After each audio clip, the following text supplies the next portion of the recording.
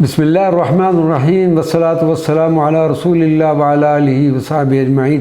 معزز ناظرین و سامعین کرام، السلام علیکم ورحمۃ اللہ وبرکاتہ۔ قصیدہ الحجرہ النبویہ الشریفہ، یہ قصیدہ مبارکہ 16 اشعار پر مشتمل ہے اور ان اشعار کو ترکی خلیفہ سلطان عبدالحمید خان بن سلطان احمد خان نے 1911 عیسوی میں نبی کریم صلی اللہ علیہ وسلم کی حجرہ مبارکہ کی بیرونی دیواروں پر نقش کروایا۔ ان اشعار میں مؤلف کی سرکار مدینہ سے محبت اور عقیدت کا واضح اظہار ہوتا ہے۔ اسی عشق محبت کے نتیجے میں ان اشعار مبارکہ کو روضہ شریف پر نقش ہونے کا اعزاز حاصل ہے۔ یہ قصیدہ مبارکہ ایک نادر اور قیمتی تحفہ ہے جس کا بہت کم افراد کو علم ہے۔ عشاق حضرات ان قصائد حجرہ نبویہ شریفہ کو پڑھیں اور اپنے دلوں میں حضور نبی پاک صلی اللہ علیہ وسلم کے عشق کی شمع روشن کریں۔ چند اشعار اس قصیدہ مبارکہ سے پیش ہیں۔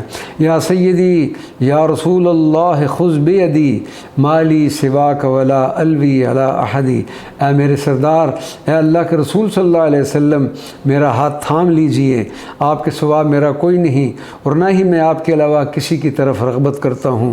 فأنت نور الہدیٰ فی کل کائنات وَأَنْتَ سِرُّ النَّدَا یا خیر معتبدی، آپ صلی اللہ علیہ وسلم ہی اس ساری کائنات میں نور ہدایت ہیں اور آپ ہی ساری التجاؤں کا راز ہیں اور آپ ہی کی ذات بہتر اعتماد کے لائق ہے۔ وَأَنْتَ حَقًّا غیاث الخلق اجمعہم وَأَنْتَ ہادی الورا للہ ذی المدد، اور آپ صلی اللہ علیہ وسلم بے شک ساری مخلوق کی فریاد کو پہنچنے والے ہیں اور اے سب کی بہتر رہنمائی فرمانے والے، آپ صلی اللہ علیہ وسلم ہی اللہ کی طرف سے ساری مخلوق کے ہادی ہیں۔ انی توسلت بالمختار اشرف من رق السماوات سر الواحد الاحدی، بے شک ہے میرے آقا آپ صلی اللہ علیہ وسلم کے سوا میں کسی اور کی طرف توجہ نہیں کروں گا۔